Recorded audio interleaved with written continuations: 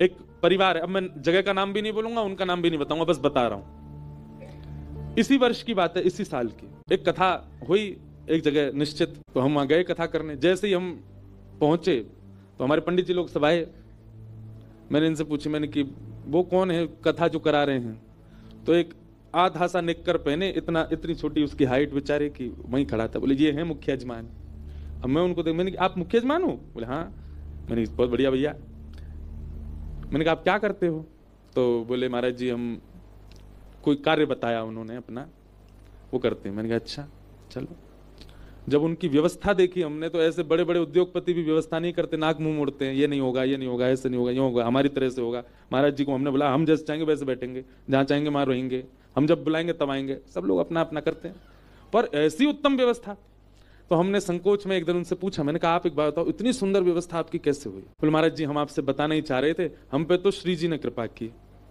ये कथा हमको लाडली जी की आज्ञा से मिली है। मैंने कहा मतलब? बोले गलती से हमारे अकाउंट में 50 लाख रुपए आ गए। मैंने कहा हैं? बोले हाँ। बोले बैंक से हमको फोन आया, बोले बहुत बड़ा ट्रांजैक्शन हुआ आपके अकाउंट में। तो हम बैंक गए, बैंक वालों से जाके कहा भैया इतना बड़ा ट्रांजैक्शन आया, गलती से आ गया है, हमारा तो हो नहीं सकता, जिन्होंने भेजा है उनको आप कॉल करो। तो बोले कॉल किया महाराज जी, कोई कम वो था, कोई फाउंडेशन थी, कोई ट्रस्ट था, बोले किसी ने फोन नहीं उठाया। बोले फिर हमने उनको मैसेज डाल दिया। तो बैंक वालों ने कहा देखिए 15 दिन में अगर इनका रिप्लाई आ जाता है और ये लोग अगर अपना पैसा वापस लेने की करते हैं जिज्ञासा तो ठीक है, नहीं तो आप बताओ। बोले नहीं तो हम कथा कराएंगे भैया, इससे और क्या है।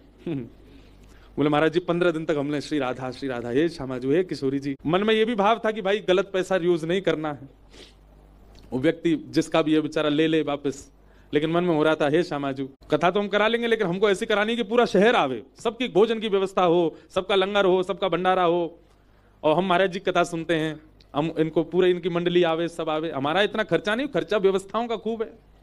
तो बोले महाराज जी 15 दिन हो गए, कोई फोन कॉल। वो बैंक वाले बोले आपको तो बधाई है, अब इसका टैक्स वगैरह जमा करवा देना जो भी है। बोले महाराज जी हमने फिर मन बना लिया कि इससे 1 रुपया भी अपने घर के लिए नहीं लगाना है, सबसे बोले सब कथा में लगाना। कथा कराई, ऐसी अद्भुत कथा।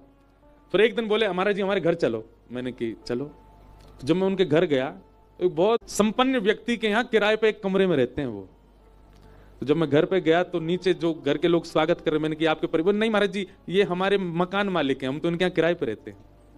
मैंने कहा आपका घर कहाँ है?